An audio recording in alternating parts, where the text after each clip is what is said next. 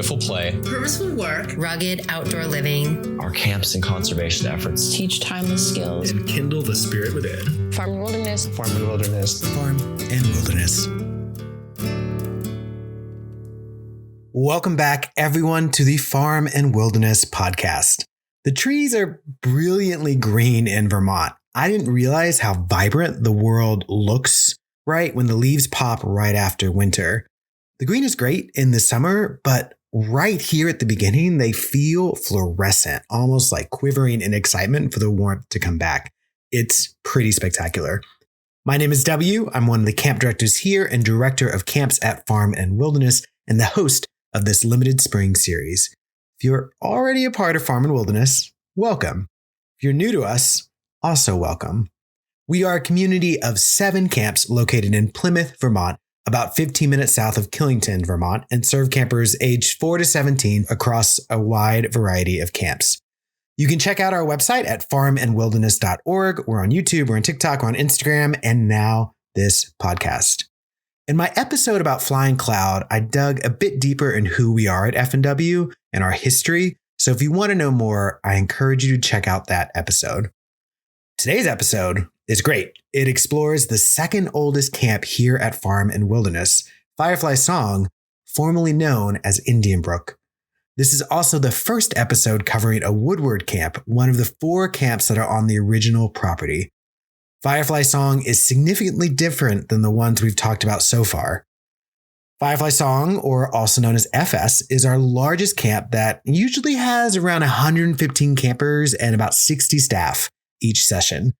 All the campers go on trips. They can choose from all of the 6 activity areas. That's arts, barns and gardens, outdoor living skills, rocks and ropes, waterfront, and work projects. FS serves female and non-binary campers 9 to 14 and is a great introductory camp for families new to F&W. A couple notes to my listeners before we jump in. First, I believe you can't actually fully separate gender and FS, and that FS is also going through transitions that many other traditionally girls' camps across the country are as they work to be both inclusive and empowering to their roots. When I go into the history, I'll talk about FS in terms of a girls' camp, because that's how Susan Webb described the camp in the beginning. When we get to the interview with current director Clarissa, you'll hear a bit about the focus now on female and non-binary campers. Second, let's talk about the name, Firefly Song. It used to be known as Indian Brook and was changed in the last few years, about the same time as a bunch of other camps across the nation were really grappling with our and their histories of cultural appropriation. When I read quotes about the history, I'll use the original name, Indian Brook, and when I'm describing the camp kind of today, I'll use the current name, Firefly Song. I'm going to be going back to Beyond Our Wildest Dreams, the book by Susan and Ken Webb that was recently revised and updated by Christy Webb, their granddaughter and longtime member of the F&W community. And there is so much written about FS in there compared to the previous 3 camps, which makes sense given the age of FS. FS opened in 1941, just 2 years after Timberlake, the first camp, opened in 1939.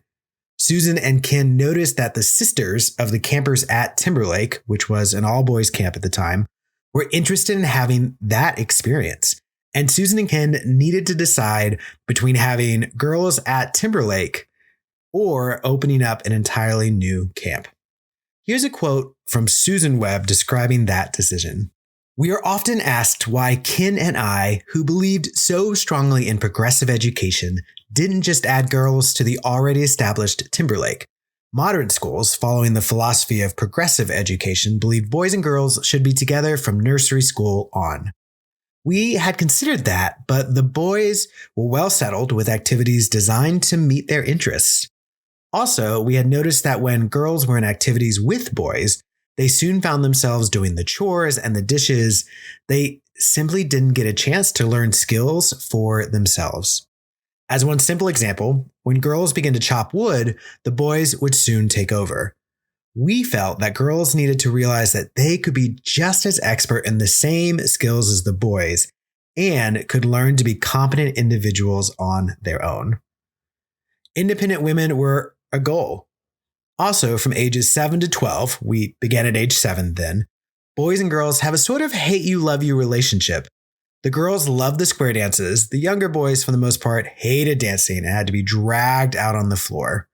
We believe that boys and girls of these ages should not be in a competitive situation. Now, when I hear that quote now, I know that there is absolutely differing opinions in the world about gender-specific educational spaces, and that many of the same ideas that we use today to promote those spaces can be heard in Susan describing the decision way back at the beginning to open a camp for and designed for girls, rather than just adding on to Timberlake, the boys' camp. They started FS at the south end of the lake. TL is located at the north end. And that first summer, they had 12 campers, nearly all of them sisters of Timberlake campers. However, the book talks about one camper found the camp in an unusual way. One camper had a mom who picked up the book Summer Magic, written by Ken and Susan Webb, thinking it would be a light romance suitable for beach reading. Instead, she became so intrigued with the philosophy of the camps that she sent her daughter to, at that time, Indian Brook. There are now 2 generations of that family which have been campers at F&W. The first director of FS was a woman named Muriel Grant, whose husband ran the Timberlake waterfront at the time. She couldn't come back for summer 2, so Susan decided to run the camp. And Susan Webb directed for 32 years, a number I can't even begin to fathom as I go into my 4th summer. The first cabins that were used were Birches and Beaver Lodge, and each had only 6 campers and 2 counselors. Like the early years of Timberlake, the campers there were building the first structures for their brand new camp. In 1943, campers built part of what is now the present-day lodge where they eat all their meals. In fact, construction was a big part of FS in those early years. Leonard Penny, the maintenance man at FS, insisted that the FS campers were as good, if not better, at carpentry than the Timberlake campers. And no disrespect to any of my Timberlake campers who are listening to this, I have found that to be true actually when we do our work socials with FS generally. At that time, TL and FS did join together to do construction projects, and this one sentence rang true to me as the current director. Quote, there were joint work projects with Timberlake, but these were difficult to coordinate since the 2 camps seemed to run on different time schedules. That is still so true today as we try to do socials with FS. Back then, campers did many of the activities that we still currently do, although they did spend time at Wakio's Indian Village, hence the original name Indian Brook. I talked about Wakio in the Flying Cloud episode, and as a reminder, he was a former Timberlake staff member and was a member of the Akwesasne Mohawk Reservation near Hogansburg, New York. During World War II, he was a fighter pilot in the South Pacific and earned the Purple Heart, and he taught early campers for Timberlake and Firefly Song, Indian Brook at the time, at that Indian village. A surprising fact that I didn't realize about FS is they actually had horseback riding in the early years. I get that question with decent frequency now when I'm doing my recruiting. And back then, FS, they had 8 horses, and the campers could ride if they paid an extra fee. That was surprising to hear, both the fact that they had horses and that they have extra fees for camp programming. Today at F&W, there's no additional program fees like that. There's no camp store that you need to buy stuff at once you're there. But then when I read on to see how the campers handled it, that felt very modern F&W. Susan Webb in the book talks about how many campers were there on campership, which is our name for scholarships, and they couldn't afford to ride the horses. The campers came together and decided by consensus that if everyone couldn't join the program, no one should. With that, horseback riding was given up, and any sort of additional fees for camp programming was also given up, which is a pretty great origin story for FS. We had a board meeting here on campus a few weeks ago, and I heard a term there that I hadn't heard for a while and didn't really understand what it meant: flying squirrels. And I actually found out based on reading this book. So it's describing the first 3 children of staff who worked at the camp lived with the nurse in Birch's cabin. One night, flying squirrels crawled into the cabin and made a huge commotion, and there are vivid descriptions of them clinging to the porch screens. Thus, those 3 girls that were in the cabin were given the name of flying squirrels, although we haven't seen those flying squirrels in a long time here at the camps. This name now reflects any campers of current camp staff who are working, although we haven't used that name for a while. I encourage you to check out that book, Beyond Our Wildest Dreams, because there are decades of Firefly Song history, and I don't really have time for all of that, but I will leave you with a quote from Sally Belfridge, a former FS camper. I went to Indian Brook when I was 10 in 1947, and for the next 3 years, we extended the lodge and shingled it and stained it and made a new chapel on the hill. This work was amazing. It actually started to make sense to me after you got past resenting it as an intrusion on your time and energy and realized the triumph of doing it well. And there was the work of climbing a mountain, very much the same thing when you came to it, a taxing struggle towards a double victory over yourself and the mountain. The point is, without having the taxing struggle forced on me, I never would have gone for it, and life would have been quite different. There by the lake in the mountains, I learned something of the reciprocal relationship of pleasure and responsibility, the reliance of one on the other, and the creativity and worth of work. The other great gift Indian Brook left to me seemed equally pointless to start with: the silent meetings. Again, it was a matter of breaking through some invisible barrier on the one side, anxiety, restlessness, and boredom, and on the other side, peace and happiness of a new kind. It may seem a cruelty at first to inflict on people what they dislike and resist, but it depends on what's being inflicted, who is choosing the matter, and the method. The Webbs had a perfect gift for it, for how gently to convey to a bunch of lazy, crazy children a foundation of meaning. The current director of Firefly Song is Clarissa, who started her F&W career at the age of 19, working as a cabin counselor and a dishwasher. We don't really have dishwashers anymore. She taught high school for 10 years and went on to get a PhD in teaching and teacher education, and most recently, before F&W, was a professor at the University of Maine at Farmington. She enjoys skiing with her 2 sons. She talks about skiing all the time, biking up and speeding down small mountains, writing letters, and making cakes. On a personal note, it has been incredible to work with Clarissa so closely. Timberlake and Firefly Song, we're counterpart camps, and we're working, Clarissa and I, to build a solid relationship between the two, because we know that when campers make relationships between TL and FS, friendships really, that helps drive them to Tamarack Farm and really become lifelong friends forever and ever, which is great. She is an incredible partner in the work, and her and I literally spend hours each week talking camp. In this episode, she'll talk about what Firefly Song is like today, which campers do best there, and a bit of the backstory on that name change. A little heads up, today's episode is actually the very first one I recorded, and I appreciate your grace ahead of time. The audio is a little rougher. We were still using one microphone then. There's some random noises in the background that I don't remember what they were. So again, I appreciate your patience with the audio on this one. And now, on to my conversation with Clarissa, Director of Firefly Song.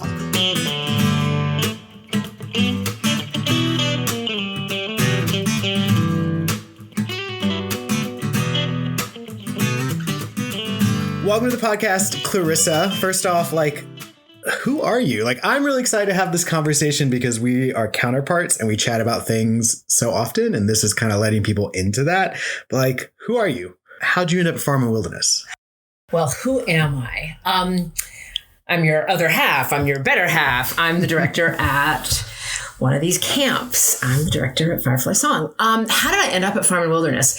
Actually, I had dinner with my sister last night, and my sister was a camper at Farm and Wilderness in the 70s, presumably. I was actually never a camper here, but everybody in my family except me was. We all still think it's a mystery why I didn't get sent as a camper. I went to some other camp, which was fine. I liked my other camp. But everybody else came here, and we don't know why I didn't. I became a staff person here in the mid 80s. I was in college and I needed a summer job, and I knew about Farm and Wilderness, and somebody in my family said, "Oh, you should go work at Farm and Wilderness." And, having not been a camper, I didn't really know very much, and I decided, sure, I'll apply. So I applied. I actually will admit, I don't think I had a ton of skills. I had been doing a lot of restaurant work. I had been a dishwasher and, all the parts of the kitchen. I had, done tons and tons of kitchen work, which I loved. I loved working in a restaurant. And the director at the time must have seen something in me, which I think is something that we pride ourselves on now, is seeing something in staff and, being open to bringing lots of different types of staff here. So she hired me, and I was hired as the dishwasher, and lived in a cabin, and I loved it. And I found all these other things that I was engaged by at camp. I think I started hanging out on the waterfront and working informally with kids there, and was very, very clear that I wanted to come back to Farm and Wilderness, and I knew that I needed to get some more skills. So over the course of the year, between my first and my second year, I did my lifeguard training and I did water safety instruction. And so I was able to come back and be a waterfront staff, which I continued to do for, 5, 6, quite a few years. And also lived in a cabin with kids, loved living in a cabin with kids. Some of the campers that I had in the mid 80s are now parents of campers that are at Firefly Song now, which is a really wonderful full circle kind of experience. So I worked at Firefly Song and in other capacities at Farm and Wilderness, basically for 10 years. For all of my 20s, really. And during the not camp season, I was a school teacher. So, I would teach all year long and then come to camp in the summer. And it was a truly amazing, positive, exhausting, brilliant experience that I have no regrets about at all. And I learned so many different things. I was given so many opportunities to try different things, to be a lodge head, to be in charge of all the 13 and 14-year-olds, to help the staff that were in cabins with 13 and 14-year-olds grow themselves, to work on the waterfront, to lead trips, to lead hiking trips, canoeing trips. And then I went away and did a whole bunch of other things. Yeah, no, I love that journey. And I love too that you and I both were not campers at camp and kind of discovered it as adults. And as I think about the work you and I are doing, so much of it is focused on the staff experience, right? Because that's where we started in addition to the work we do with campers. Did you ever picture yourself as director? I certainly didn't. Did you? Yes and no. I don't think I had, I think in my last, 15 or 20 years of my career, during which time I've been a college professor and a high school teacher, I don't think I necessarily thought about being a camp director. But I will say that in my late 20s, I guess, when I was coming towards the end of my time at Farm and Wilderness, I did actually apply to be the director at Firefly Song, and I did not get the job. And I am forever grateful. I am so grateful. Not because I didn't want the job, but because I wouldn't be here now if I had gotten the job then. I wouldn't have been a camp director at that point and then come back and done this now. And now, right now, feels like the perfect moment to be the director at this camp and at this organization with the other team of people that I'm working with, that I have the great pleasure to work with, because it really is an amazing team to be part of. So yeah, I guess I envisioned being a director, but I think it was kind of one of these things where I threw my hat into the ring just thinking, oh, I'll try this, but it wasn't the right thing at the time. And so I feel like it was a great, not wrong turn, but turn in a different direction, that has worked out really well in the end. And then when the position opened recently, I guess I did think, oh, maybe I would like to be a camp director. And I've been wanting to come back to Farm and Wilderness forever and have never managed it. My life and, raising my children and being in the career that I was in I couldn't make it fit. I didn't make anything come together, but I always thought, oh, it'd be great to go to camp for a few weeks. And it never happened. And when the director position opened, it all came together. And now I really get to be here for 10 weeks in the summer. Yeah. I mean, our work is so much more than just the 10 weeks, kind of what we're doing right now. But again, I love that. So we've talked about you and a little bit of who you are and your background and how you got to Farm Wilderness, which I think is always a really interesting part of any conversation with anyone here. Let's talk about program. Let's talk about Firefly Song. Now, I think a lot of people see our camps as kind of the same, but just different genders. And you and I both know that that is not the case. Kind of on paper, maybe we're very similar, but there's a lot of like nuances, and that's what I really want to. I'm excited to dig into that with you. So let's start with empowerment. This is something I've heard you talk a lot about, and I know it's something that is in kind of how we think about and present Firefly Song to folks who maybe don't know us. And so tell me what empowerment looks like at camp and kind of the day-to-day life of our campers. I think that, it can mean a lot of different things. I think one of the images that comes to me is really the physical image of campers, in my case, girls and non-binary youth, ages 9 to 14, sort of physically stepping forward, but it's a metaphor, right? Like they're physically stepping forward. You know, we circle up before meals to have announcements, to talk about what is going to be on the table, to address any, dietary questions that people need to have, what am I going to be allergic to, or where are the allergens in food, whatever. And we make announcements, and announcements can range from like really not trivial, because we try not to have trivial announcements, but, time things, who needs to show up where, who's got chores. And campers have announcements, things that they want to share. And, they sort of maybe step forward from the circle a little bit to share their announcement, to speak in front of 100 people. And so I think of that, putting yourself out there, sharing, your voice, your words, your questions, your thoughts. And I think, whether it's volunteering, whether it's offering to, answer a question. But, my image of the physicality of it is really about, that's a metaphor for campers being confident in themselves, feeling like they know something, or they're ready to greet something, they want to do something, and they're going to make it happen. They're not going to just sit back. They're going to make it happen. They learn our activity areas. They learn which activity areas they're most drawn to. They walk towards those and figure out how to interact with them.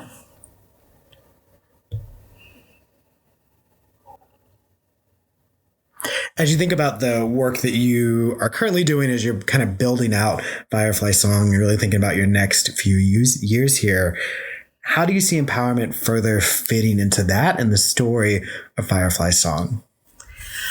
I think I want everything to be a little more explicit. I think we're doing this amazing work, and many campers articulate how strong camp makes them feel, how camp makes them feel like a self that they're proud of.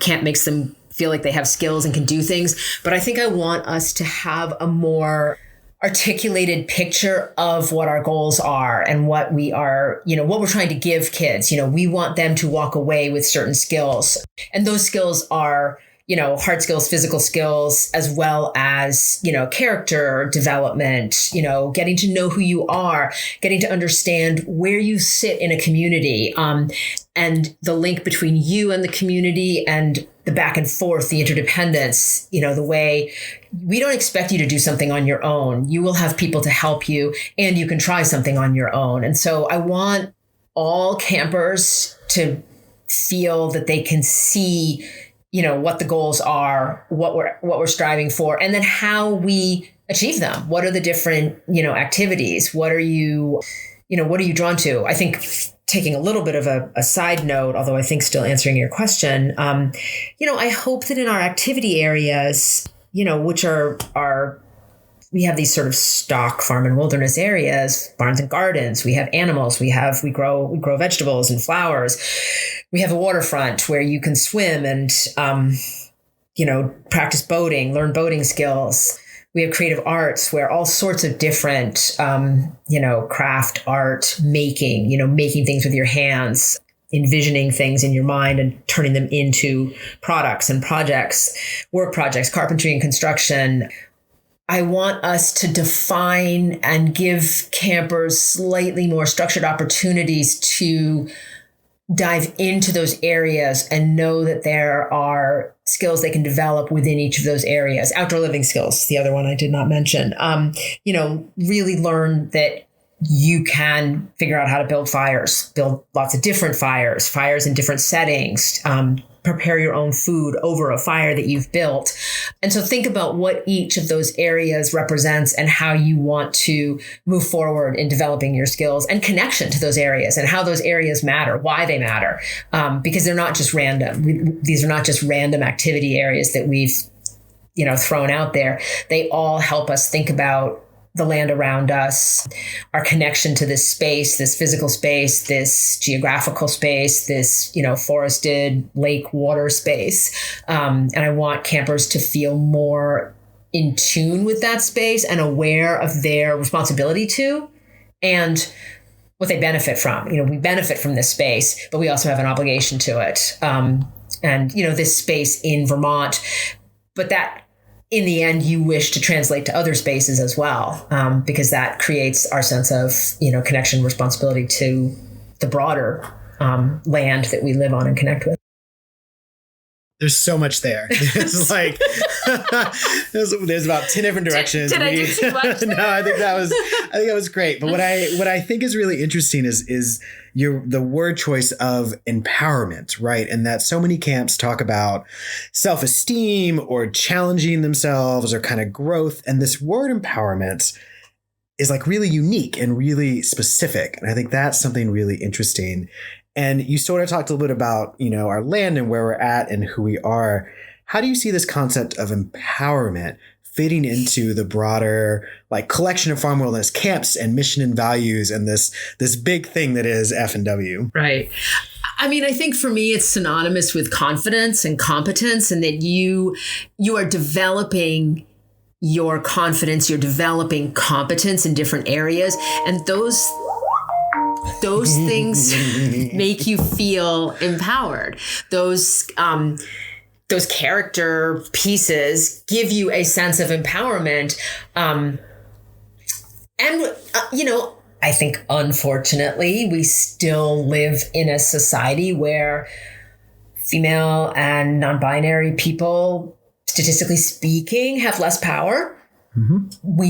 I can't cite you the numbers per se, but we know that there's less money in careers that they're in or in the jobs that they do. We know that they have to work harder for the same thing.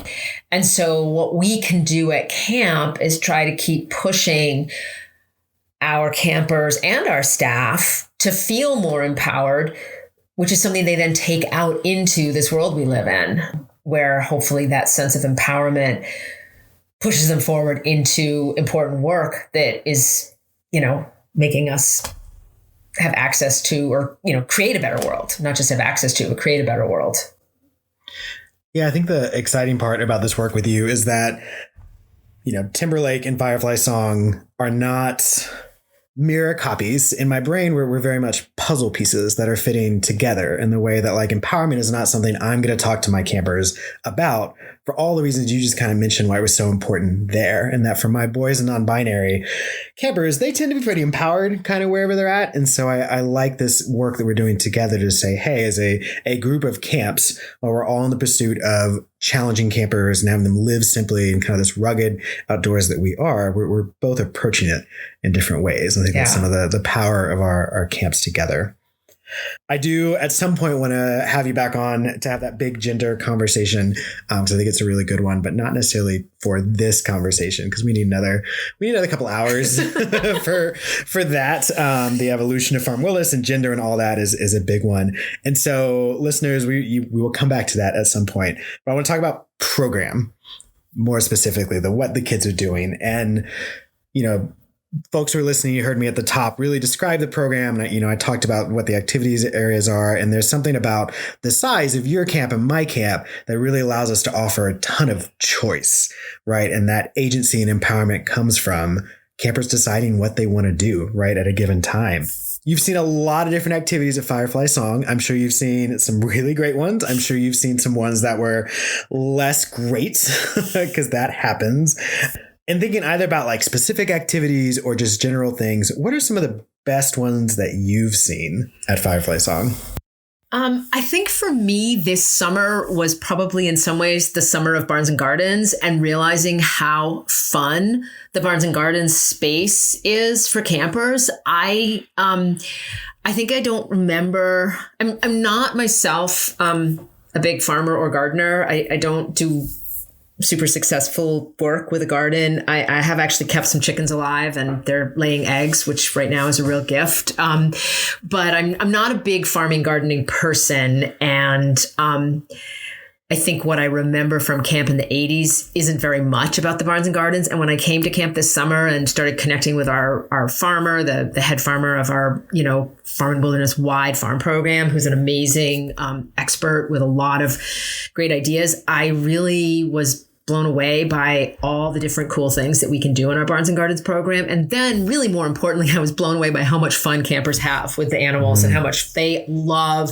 the bunnies and the goats. And the goats were just like this magic highlight of the summer. And it is amazing. It is like the goats are bizarre and silly and weird. And we have baby goats that get born in the summer, and campers just go wild for it. I mean, goats are puppies, right? They're basically they're jumping around. They want to hang out with you. They want to be petted. Like, it's great. They're so hysterical. They have so much character. Like they have so much character. I really was totally blown away by that. Like, I think some of the other activity areas, I kind of knew what to expect, and I did not see it coming, the excitement that campers had. And then by extension, the excitement I had. Like partway through the summer, I realized I could go into the goat pen and climb down on the ground, and the goats would climb all over me. And this is hysterical. Like, this is an absolutely hysterical experience. And it was really a huge highlight of the summer.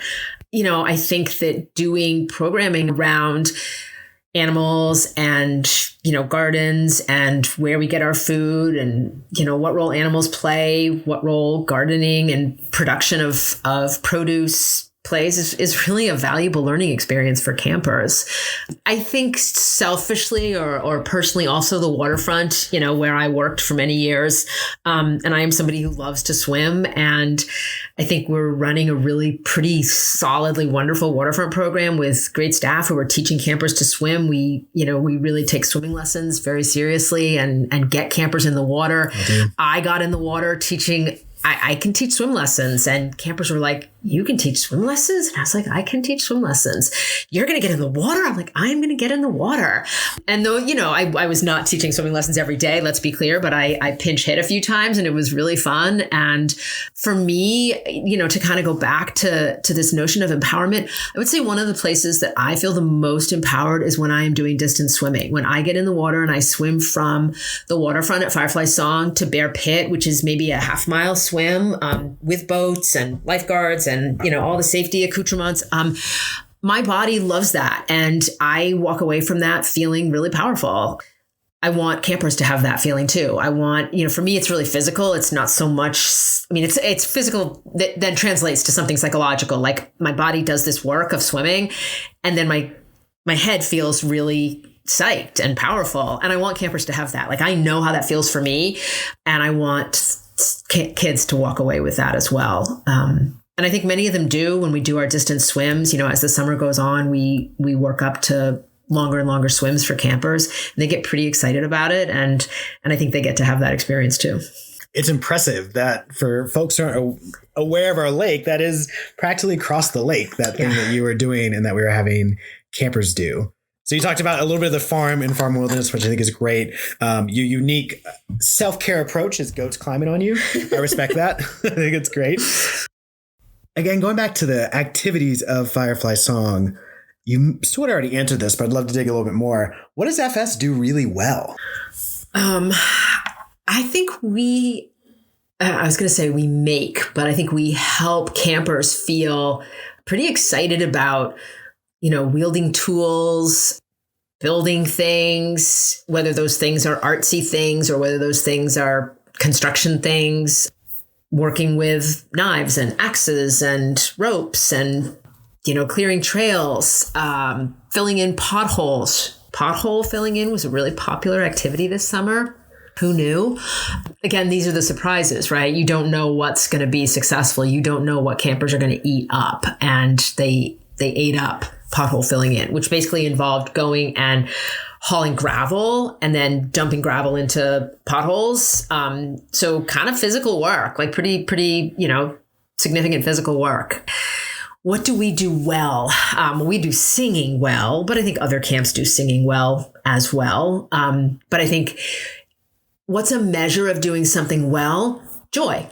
Seeing campers' joy is a measure of doing something well. I think campers love singing. We'll start singing, then we go to stop and they want more. So we have to decide, do we give them more? Do we have to stop?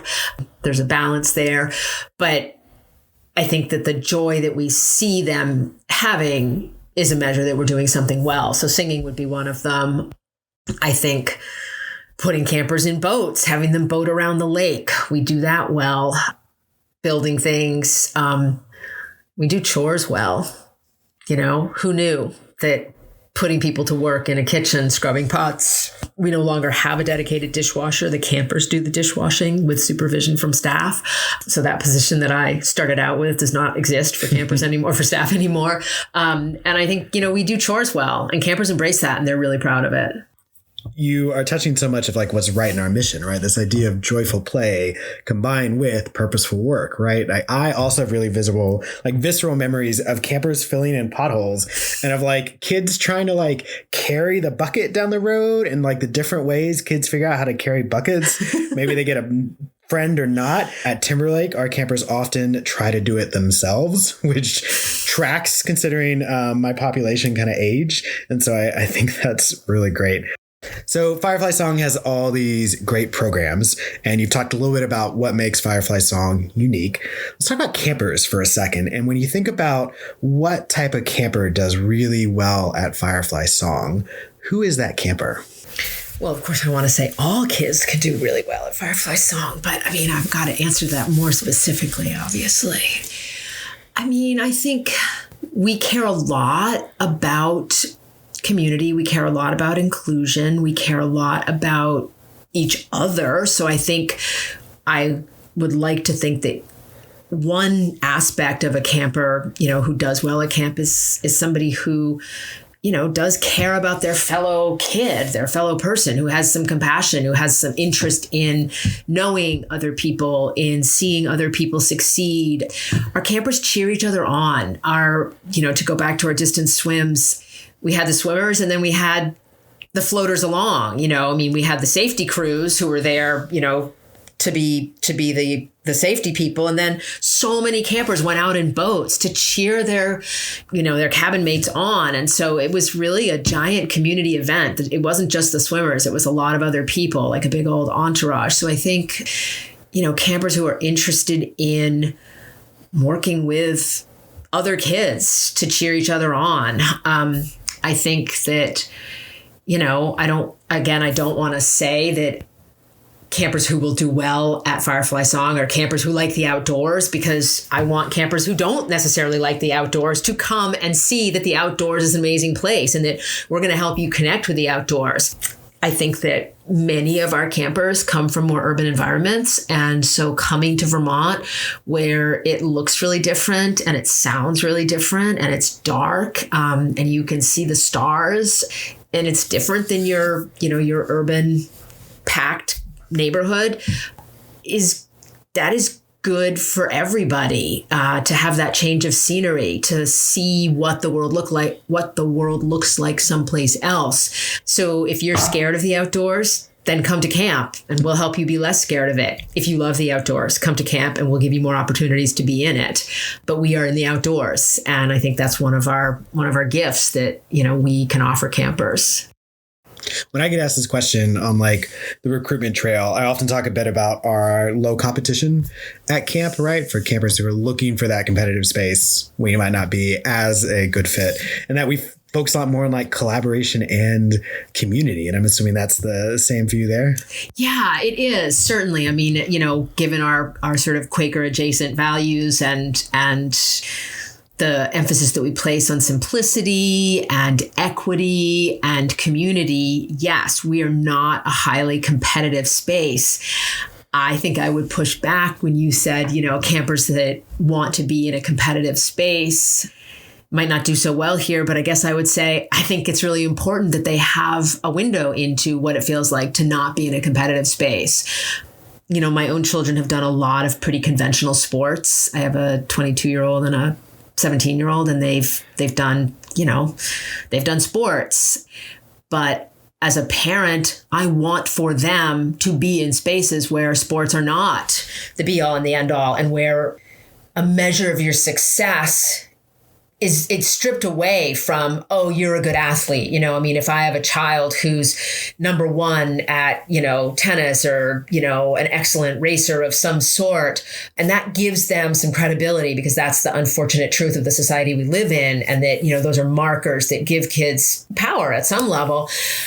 But that doesn't matter at camp. And I think it's actually really valuable to live in that space where your prowess as an athlete, it isn't how you're defined, and you have to have, or you get to have, other ways of defining yourself. And I think having those multiple ways of defining yourself is really important for kids, because it allows them more confidence and more access to different types of communities and different types of social opportunities. So while I would say, for the competitive athletic kid, send them to a week of soccer camp, send them to a week of field hockey camp, because they want to train and they want to get those yayas out and they love their sport, and send them to Farm and Wilderness for 3 weeks so that they can step back from that, and nobody's looking to see, were they the fastest? Did they score the most? So I think that, the non-competition, the non-competitive nature is really valuable for those kids who care about competition as well. I like that nuance that you just had there, the nuance between like competition and athleticism, right? And the physicality of camp. And that's, but kind of the nature of where we are existing, there is a bit of physicality. And going back to the choice that Firefly and Timberlake both offer, we have space for kids who really want to push themselves physically, right? It's the swimming that you just talked about. It's the hiking. It's the, no matter which camp, lifting heavy things, right? Like these are things that, in addition to all the community work, these outlets for athleticism still happen too. And I have to talk to parents about that too, that like they're going up and down a hill every day. Your right? body is going to feel camp. It's a really physical space, and your body will be interacting with the physical space. And that's great for everybody. That's that movement, that walking around, walking up and down. That's great for everybody. It's great for introverts. It's great for extroverts. It's great for kids who are competitive. It's great for kids who aren't competitive. Just that. I don't think it's exactly a contrast to being on screens, but I think, we haven't really talked about this, but one of the things that of course is remarkable about our camp is we're unplugged. Nobody's on a screen. Nobody has a screen. Nobody's on a screen. Screens are a thing of the past when you arrive at camp, and what you are doing instead is fully inhabiting your body, and your body is fully inhabiting the space of camp and exploring it all day, every day, and then being really exhausted by the end, but a really healthy kind of exhaustion. Yeah. Supported by a community that is not being competitive around that is being supportive in that, and that, everyone is coming through, whether they're coming from the city or somewhere else, dealing with our trails and like you said, just kind of walking around all day. I hope some of the people that are listening to this are parents, and I hope some of them are parents who are considering us and wondering, is my kid ready? What does camp do for them? So we've talked about programming. Let's shift a little bit for the parent who might be kind of on the fence a little bit and wants to hear a bit more about how you support your campers at Firefly Song. What does that look like? I think there's two answers maybe. One is we, try to support our staff really well, because our staff are the ones that are going to connect with our campers. So it starts with our, really impressive staff training, where we have staff for several weeks before campers come, and we train them up and down and across the board on all manner of, skills and how to work with children, how to understand children, how to de-escalate conflict, how to deal with homesickness, how to engage kids who are bored, how to motivate kids to do chores, how to motivate kids on a trail. But I also think that, the community as a whole is a really supportive community, and campers can find all sorts of different ways to be in that community and to make connections and to connect with other campers, to connect with staff. We're a big camp in a sense, 120-ish campers and 50 to 60 staff. We're, like Timberlake, we're one of the biggest, we're the two biggest farm and wilderness camps. And so it is a very different sized community than some of our other camps, but we're together all the time. I will know all the kids' names, I would say, by week 2. It took me longer last summer. I will say it took me longer last summer because it was my first summer. So it really took almost the full 3 weeks. But because I will be returning as a second year director, and half-ish of the kids are kids that were at camp last summer, because I'm clearly setting myself a competitive challenge here right now, I'm guessing that by week 2 or end of week 2, I'll know all the campers' names. And I think I'm accessible. I think all of our staff are accessible. Campers, can talk to the staff, and, I think goes a long distance to helping campers feel seen and feel comfortable. Homesickness is normalized. It's normal to be homesick. I would think it was weird if we didn't have homesickness. And that's a space we live in, sort of the dilemma of, wow, this camper's crying and they're also doing an activity and having a really good time. This is weird, but this is camp, They don't want to go home, but they want to cry every night and say, I'm really homesick, but no, I don't want to leave. So we live with all of these tensions. That is so real. I also have visions in my head of kids like bawling, crying, homesick while like going off the rope swing, or like just existing, and them figuring out all of their feelings. I love too hearing really what I think is a combination of wanting campers to have a sense of belonging and wanting to do that with intentionality, right? That like all summer camps in some way give kids a place to be themselves. We're all, everyone says those same things. But when I hear you talk about the staff interactions and the focus and all those things, like we really are wanting kids to feel a deep sense of belonging. And that only happens through the intentionality of your program and the campers eating family style in the main lodge, or in their small groups when they're doing activities, or when they're celebrating each other on stage at Cocoa House, y'all's talent show, right? Like this is so great. Yeah. Yeah. Talent's a loose word, right? We have so much talent. And some of it's inexplicable. What was that skit about? I don't know, but a lot of people were laughing, so it has to have been good, but I don't really know what was happening. But the kids are up there and they're doing it and they're having so much fun. Again, they're like full of joy. Yeah. I mean, I describe ours as our talent and not talent show, right? Like that's why we love our campers and what they do. Yeah. So let's shift gears a little bit, and we're going to talk a little bit something that's more of a deep cut for maybe some of our listeners. And let's talk about the name Firefly Song. Now, for those of you who might not be aware, Farm Wilderness, like so many other outdoor education, summer camps, other institutions, have been grappling with our history of Native American appropriation. And some of the steps we've been taking is really looking at our names of things at camp. And Timberlake went through it through renaming some of our cabins that previously had some Native American names. We're looking at some of our other camps. And so this has been a big process, right? From previously going from Indian Brook, the original name, to IB as an interim name, and then Firefly Song. And that has been a complicated kind of process. And so talk to me a little bit about that new name. What does that represent? Yeah. The name Firefly Song, I think, hits on a number of different things that are sort of important to camp. I mentioned earlier that singing is a big part of the camp that I'm the director of, Firefly Song. So having a nod to our, culture and practice of singing in the name is important. We have, we're in Vermont. It's dark. We also have light in the sense that we have fires, campfires, bonfires.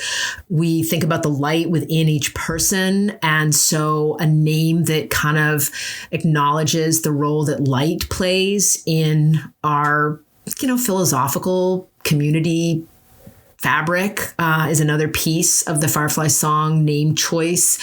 We, at the end of the summer, historically send home a kind of an address book, picture, Yearbook. catalog, yearbook. Thank you. Which was called the Lightning Bug. I still have some of my lightning bugs from the 80s.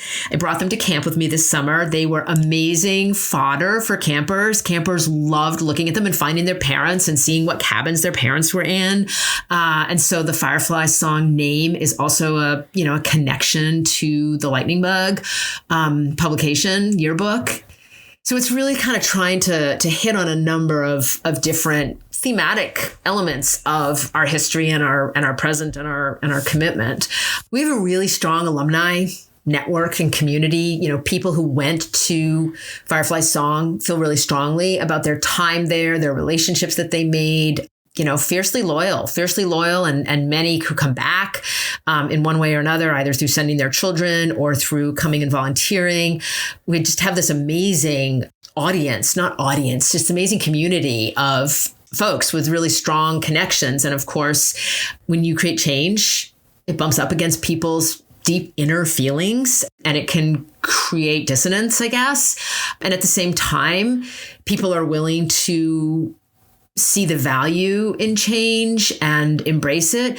And I think when we talk about community, or when I mention, our strong alumni network community, I also really want to note that Farm and Wilderness is an ever-changing organization, and we are trying to connect with new families. We don't just want to be a place that has families who have a long-standing Farm and Wilderness connection commitment. We want new families to join us too, because we are made better by connecting with new and different people. And we want people to find us in all sorts of ways, on the internet, on TikTok, on Instagram, and, through friends, through, word of mouth, and to discover this amazing place and be willing to send their children there. And so our community is changing all the time.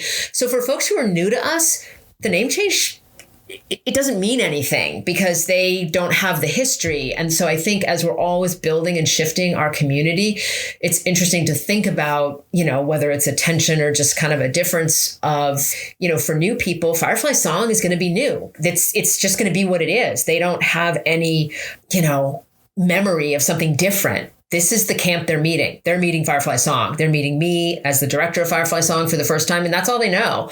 I think that it's important to think about that range of folks who, are connecting with Farm and Wilderness, are connecting with the camps, and in particular Firefly Song, and how it looks different for everybody. And so for our listeners to know too that, you went through that naming process, that Firefly Song went through that naming process. And we're also, looking at our relationship with the Abenaki people whose lands that Farm Wilderness sits on, as well as the Akwesasne tribe in upstate New York, which is a kind of generous of tribe with which Flying Cloud has been kind of named from. And so this is an ongoing conversation at Farm and Wilderness. Let's turn back to you as we start to kind of close out. What is your vision for Firefly Song? This little question that I'm sure you never get from anyone. Like, what do you see? What's the vision?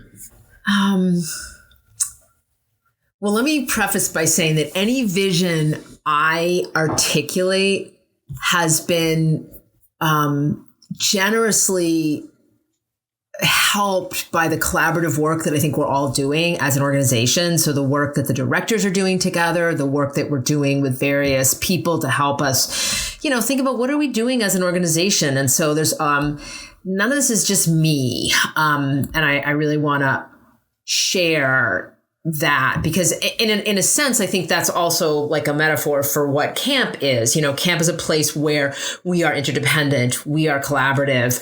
Yes, I want campers to feel that they are their own developing rock solid self with a sense of agency and empowerment and confidence, and that they are leaving camp at age 14 with several years of time at camp that helped them create a path, like a momentum for themselves, but that happened with other people and with support. And so my vision is shared or is developed in conjunction with other people. But yeah, I think about staff and campers. Again, we are a community. It's the campers are who we are there for, but the staff are a significant part of the community. And so helping the staff, who are also largely young, female identified and non-binary people, maybe between the ages of 18 and 26 or 27. And, if we tap into what we know about adolescence and psychology and development, you're still becoming whoever you are all the way up until you're 25 or 26 at some level. So our staff, while, we do a fantastic job training them and preparing them to be, the adults for the campers, they're also still figuring out who they are. And so I think creating a space where campers and staff alike come and feel that they are held and that they are connected and that they're all developing a sense of themselves and both, what you might call hard and soft skills and moving forward. And that Farm and Wilderness leaves a lasting mark, and that they, when I say they, I mean staff and campers, walk away feeling, I got this, and it means I'm going to head into this. And so developing a sense of clarity and mission and purpose. So wanting that for everybody in the community. I see Firefly Song and, again, all the Farm and Wilderness camps working more closely with some of the resources that we have on site. Our resource director, our farm director, our conservation director. We are a set of 7 summer camps, and much of the work we do appears to happen in the summer, but really we are a year-round organization with a core group of 20 to 30 people working to make all sorts of amazing things happen. And there's just large amounts of embedded expertise in there. And I really want us to tap into that and create programming that is really thoughtful and that helps campers understand the way our farm works, the way our conservation efforts work, the way, our buildings get grown. Most of the buildings at Firefly Song, for example, were built with the bodies and the hands and tools that our campers and staff brought to it. We don't have outside vendors coming in and doing construction. So we have our hand in things, but I would like all of that to become more transparent and, to have folks with expertise help our programming get more refined and get more developed in such a way that campers really understand the different elements of what Farm and Wilderness has to offer. The farm aspect, the wilderness aspect, the conservation aspect. What do you want to be remembered for as director? Well, sometimes during circle, I stand in the middle of the circle because I'm the one making the announcements. And I'm not really a yoga person, but I do this thing where I stand on one of my legs and stretch my other leg out, and campers imitate me, and I'm kind of flattered. So I'd like to be remembered for that. I'd like them to remember the image of Clarissa standing, balancing on one leg. I'd like to be remembered for doing distance swims with campers. A good day is a day when I get to swim to Bear Pit. It's even better if I do it with campers. I want to be remembered for knowing who the campers are.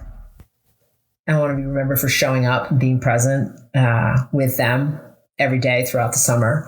And I want to be remembered for, for helping our programs, get more developed and refined, and for creating a place where campers and staff alike know unequivocally that they want to spend the summer there, that is the most valuable, fun, worthwhile thing they can do for a summer. And that, whatever leadership it is that I'm providing is really worth coming for.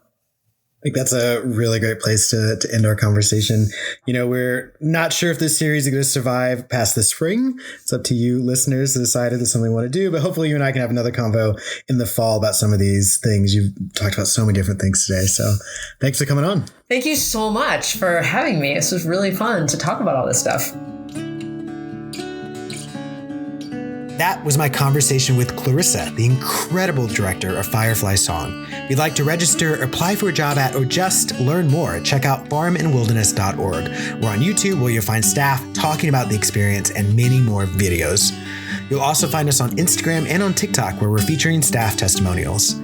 This episode has been a part of our limited series for spring 2023. If you subscribe and leave us a good review, we might just be able to come back in the fall. Special thanks to our guest Clarissa, original music by Emmett Powers, recording and editing done by myself. Thanks to everyone at Farm and Wilderness who helped make our summers possible. Our camp vocabulary word for this episode comes from Firefly Song and describes one of their amazing pieces of programming that I really admire. Someday. I'm not mispronouncing Sunday. Someday is the magical day where you never know what zany things can happen. On that day, things throughout the summer that were going to happen someday in the future, happen on that day. It's different every year, but I'm pretty sure there's a pudding drop, which is pretty consistently a part of that big day. And with that, remember, camp magic is real, y'all. Till next time.